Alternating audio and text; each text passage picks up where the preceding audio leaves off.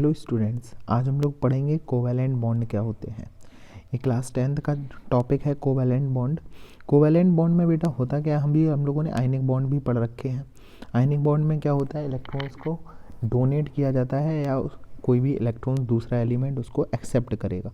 जो डोनेट करता है वो होता है क्या, कैटाइन, और जो गेन करता है उसे हम बोलते हैं एनाइन।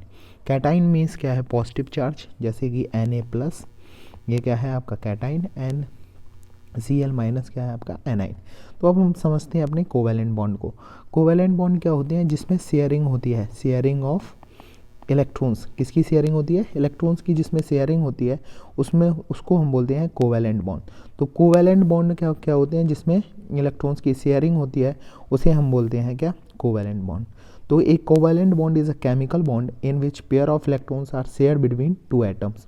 पेयर ऑफ इलेक्ट्रॉन्स क्या होते हैं, शेयर होते हैं किसी भी दो एटम्स के बीच में, उन्हें हम बोलते हैं कोवैलेंट बॉन्ड। फॉर एग्जांपल जैसे हम लेते हैं, एग्जांपल में लेते हैं मैथेन।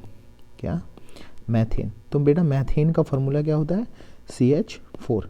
तो कार्बन की जो आउटर मोस्ट बैलेंस इलेक्ट्रॉन्स हम लोगों को पता है कितने होते हैं, 4। उसकी बैलेंसी भी कितनी होती है, 4। तो इस तरीके से 4 इलेक्ट्रॉन्स होंगे कार्बन के, और हाइड्रोजन की जो बैलेंसी होती है वो कितनी होती है, 1। एक यहाँ हाइड्रोजन होगा, एक यहाँ हाइड्रोजन होगा, एक यहाँ और एक यहाँ पे। तो सबके देखो 2 इलेक्ट्रॉन्स इस तरीके से शेयरिंग होती है। शेयरिंग मतलब क्या है, इलेक्ट्रॉन्स की बीचों बीच इलेक्ट्रॉन्स क्या रहेंगे, बीचों बीच, जिसको ज़रूरत होगी वो ले लेगा। तो ऐसी जब 2 इलेक्ट्रॉन से एक सिंगल बॉन्ड बनता है इस तरीके से, तो इसे हम क्या बोलते हैं, बॉन्ड। इस तरीके से जो बॉन्ड बनते हैं CH4, इस तरीके से जो बॉन्ड बनते हैं उसे हम बोलते हैं बेटा कोवैलेंट बॉन्ड। आई होप आपको कोवैलेंट बॉन्ड समझ में आया होगा। और कोवैलेंट का बॉन्ड का दूसरा नाम जो है बेटा वो है मॉलिक्यूलर बॉन्ड। अब दूसरी चीज़ समझिए, जिसमें जो फोर्स लगते हैं, फोर्सेस ऑफ अट्रैक्शन और रिपल्सन बिटवीन टू एटम्स। जो फोर्स और रिपल्सन होता है दो एटम्स के बीच में, अब क्या होगा कि जैसे कार्बन कार्बन है तो इनके बीच में क्या होगा, एक अट्रैक्शन भी हो रहा होता है इलेक्ट्रॉन्स और इसके कार्बन कार्बन एटम के बीच में। और दूसरी चीज़ समझो, इलेक्ट्रॉन्स क्या करेंगे, रिपेल भी करेंगे। तो इनके बीच में एक अट्रैक्शन फोर्स और रिपल्सन फोर्स भी लग रहा होगा। उस फोर्स को हम बोलते हैं, जिससे ये इलेक्ट्रॉन्स पेयर क्या रहते हैं, कंबाइंड रहते हैं, उसे बोलते हैं कोवैलेंट बॉन्डिंग। क्या बोलते हैं, कोवैलेंट बॉन्डिंग। तो ये आप याद रखना, ये इलेक्ट्रॉन्स जो स्टेबल रहते हैं किस वजह से स्टेबल रहते हैं, ड्यू टू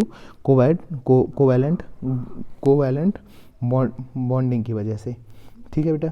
अब दूसरी चीज़ समझो, तो अब दूसरी चीज़ समझते हैं। दूसरी चीज, covalent bonding occurs between non metals element where pair of electrons are share by atoms. जो कोवैलेंट बॉन्ड होते हैं वो किसके मेटल्स और जो कोवैलेंट बॉन्ड्स होते हैं वो किसके बीच में होते हैं, नॉन मेटल्स और नॉन मेटल्स के बीच में, जैसे कि CO2 हुआ। ठीक है। और दूसरा हम ले सकते हैं H2SO4। इनके सबके बीच में क्या है, कोवैलेंट बॉन्ड है। तो अब आगे हम जितनी भी स्टडी करेंगे सारी किससे रिलेटेड होगी, कोवैलेंट बॉन्ड से, क्योंकि आयनिक बॉन्ड कब बनते हैं, नॉन मेटल और मेटल के बीच में। ठीक है। अब दूसरी चीज़ समझते हैं, इलेक्ट्रॉनिक कन्फिग्रेशन। जो atoms will covalently bond with other atoms to attain the nearest noble gas configuration. अब ये कोवैलेंट बॉन्डिंग होती क्यों है, क्योंकि क्या होता है कि सारे एटम क्या होना चाहते हैं, स्टेबल होना चाहते हैं। जो भी उसके नियरेस्ट इलेक्ट्रॉनिक कन्फिग्रेशन होगा, नोबल गैस कन्फिग्रेशन होगा, उसको अटेंड करना चाहते हैं। तो ये इसलिए क्या होते हैं, कोवैलेंट बॉन्ड फॉर्म होते हैं, किसके लिए, स्टेबिलिटी ऑफ एन एटम्स के लिए। आई होप आप लोगों को कोवैलेंट बॉन्ड समझ में आया होगा। Thank you.